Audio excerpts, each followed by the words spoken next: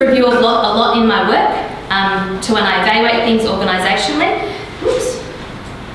and to see if the root cause of issues are being addressed, and many of them reflected on it earlier. So kind of what I saw emerging from these reflections as I looked at the pages of everyone's responses was the importance of working for the YCS during 2006 to 2000 and YCW 2006 and 2016 was that there was an understanding of their faith in church, that working over this period of time grounded their faith in reality and that their relationship with God was real in the world. Whilst they see the bigger picture, they will also expose them to the larger challenges that the church faces. But the YCS, YCW and their time working gave them the framework for seeing the church as bigger than just an institution. They all struggle with many struggle with the current situation of the church. But I can see this sense of the lay apostolate very strongly of what they're called to do to build the kingdom. The legacy of YCS on their life, they were given many practical skills to be leaders in the places that they are today. It really helped in their ways of seeing the world, developed many leadership skills, and the YCS, the YCW gave them a way and a method to channel their faith. And as a worker at that particular time in their life. Whilst I believe this is the case not just for workers, these are these experiences that we were looking at. The use of review of life today. It's ingrained in who they are. No one said no, they don't use the review of life. Others say that it's more of an unconscious. The 5 said it was more unconscious. The relevance of review of life to writing people and different situations. And only 5 of them are in review groups today. So it gave them the opportunity to see the bigger picture. And I think they had the unique opportunity to think holistically as workers, being in charge of a national movement at such young ages and working to empower the students and the workers to lead that. Sense of justice, not charity. The impact of the double transformation of transforming themselves as individuals but the world around them. Overall, I think it's an empowered laity, very empowered ladies, there was a few ladies in there, to see that they have a role to play in transforming the world.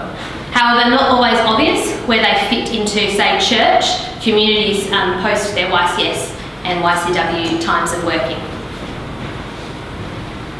This is a really interesting reflection that someone added on the end. I thought it was worth sharing.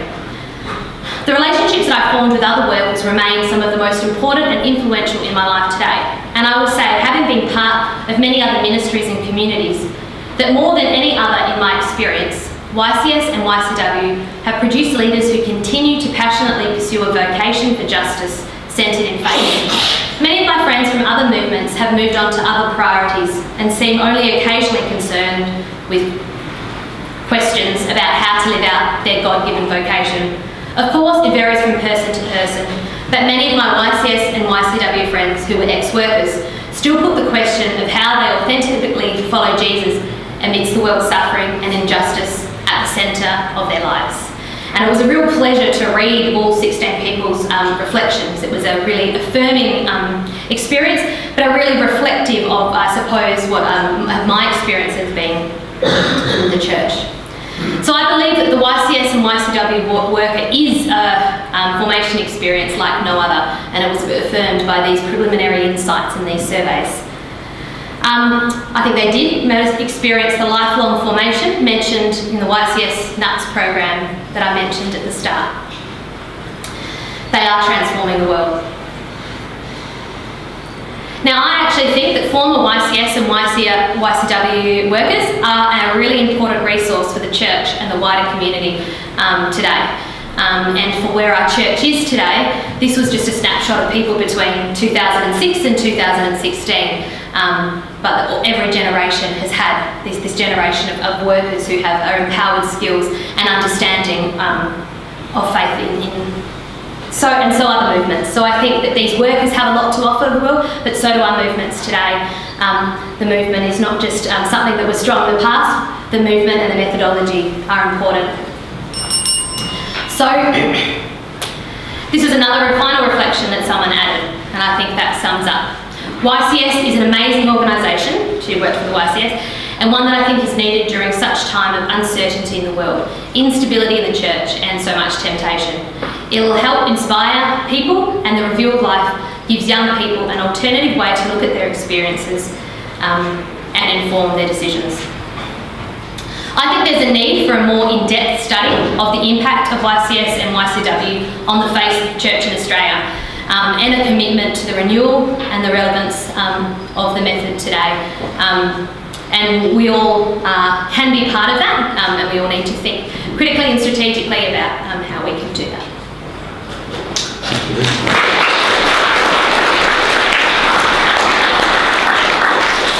Very much, Vicky, very encouraging, I would say. Paper, evangelising yourself is in John Wesley's approach. I think is the word that comes to mind from there. Does anybody have a question of Vicky?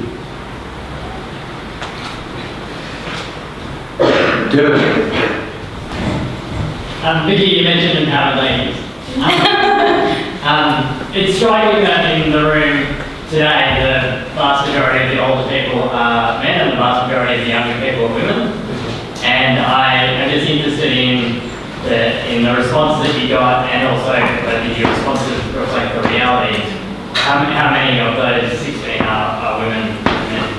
14 of the 16 were women. There was one other person who didn't respond, I got responses like this morning, so I couldn't put them all in. The one person who didn't respond is also a male, so who didn't get in time. So yes, probably. So, and I would say yes, that is Zara might be able to comment as the current national coordinator of YCS. Would you say that a lot of the current workers, are they female? Yeah, all female. Yeah. And as I suppose as director of a Catholic agency in the Archdiocese of Perth, there is a lot of females now doing a lot of roles. Obviously, we're not leading in terms of being priest and not curia, not making some of those decisions. But I think there's a lot of women leading our church, and I think the YCS and YCW are an example of that. My name is Talia. I just have a question Where do you think it's exciting or are you nervous about the future of young people in the church and the potential of what that could bring, either bad or good? Are you nervous or excited about I think a bit of both. I believe very strongly in the Holy Spirit's presence in our church to move us and to challenge us into a real positive place. I think that we need to be we need to think, creatively and really listen to the signs of the times and listen to how our methodology is relevant. YCS Judge Act, but it might not look like it looked like in the 70s or even in 2004 when I was a Year 12 YCS year leader, it might be different. So I have hope in terms of that and more general. I also worry that we're not as open. Obviously, the institutional sex abuse is really, I think, has impacted some generations and trust and relationships with the church. So a lot of young people see, why do I want to be part of that? But I think when Trump came in America, my YCW review, we're all not YCW anymore, we're past that age.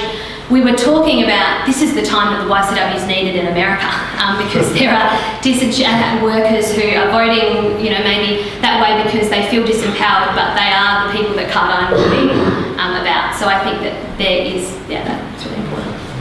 Thanks, Kevin. Sorry, Kevin Morley. I'd like to take the last sentence that you've got up there. There is a need for a more in-depth study of and then you start thinking and ask that we have to have a redevelopment of the method and the movement. Do you have any idea about, or any plan or any suggestion about how we bring it up? I will be at 2 o'clock tomorrow. I think the study that I think is that we actually need to prove to the church that actually look at what impact Carmo movements have had on very limited resources, say for over that 10-year period, 2006-2016. A lot of money was invested in young people.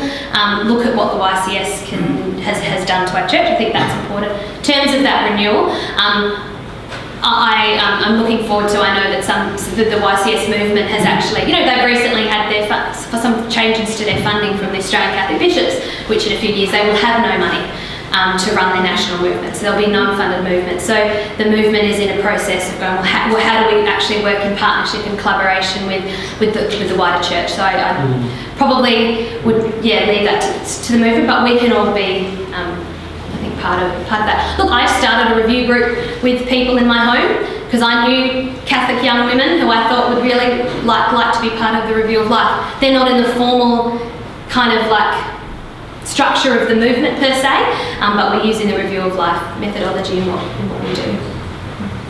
Thanks. Joe? Thank you very much. A very extensive critique of your members there, so well done. And for them to reply in such depth is wonderful. Can you say anything to me about the use of social media amongst YCS and YCW people in Australia and the wider group, and to what extent is it being used, and to what extent might that be a future use for your message to CJJ in Australia? I probably can't comment because I'm not a current YCS or YCW member, but do any of the current YCS workers in the room?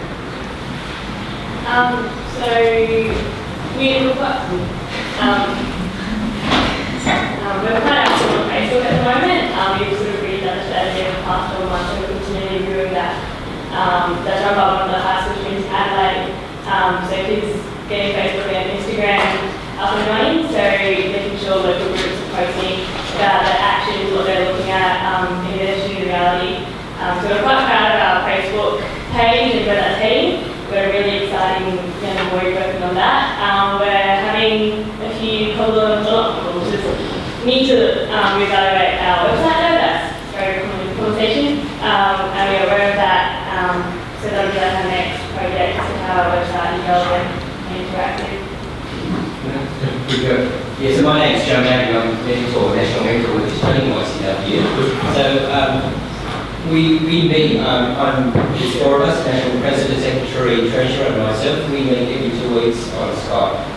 We have two of our team members are in Perth and two of us are in Sydney. We meet every 2 weeks by Skype. And our plan for social media is at the moment, social media is it's not being used it's used as a presentation of what we've got. We want to transform the use of social media. We like to engage people, to influence more about what they're standing for, and then use that to mobilise people to get in contact with local groups and initiatives. So we're sort of in that process of transforming how we use social media, because at the moment it's just been a statement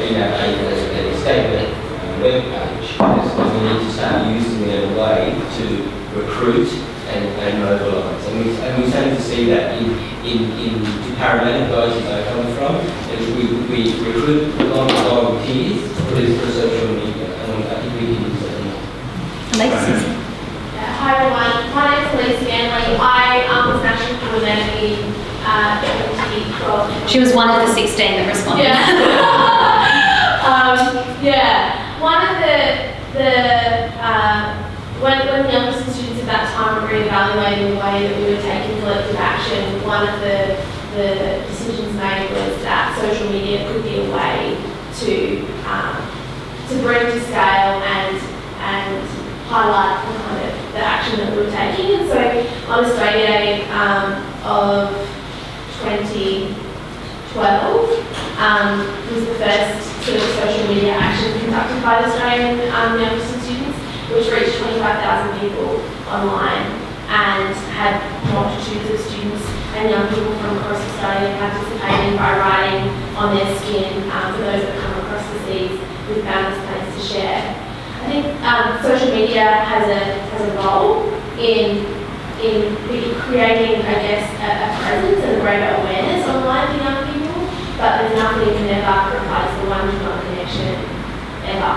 And I think we're also kidding ourselves if we think that the kind of transformation that happens through the method and the movement, could ever happen in a way that's separate from that relationship. Okay, thanks, Liz.